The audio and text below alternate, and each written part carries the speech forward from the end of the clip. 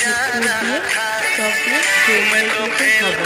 আমি সাহায্যে আমি ফুটটাকে মাখিয়ে থেকে একটু ভেঙে নিয়েছি।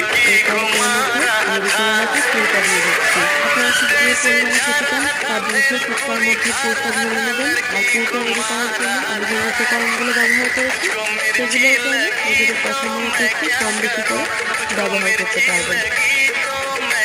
আমি বেশ কিছু ফুচকা বানিয়ে নিয়েছি। এখন উপর থেকে আরও কিছু পেঁয়াজ কুচি, ধনিয়া পাতা কুচি দিয়ে দিচ্ছি।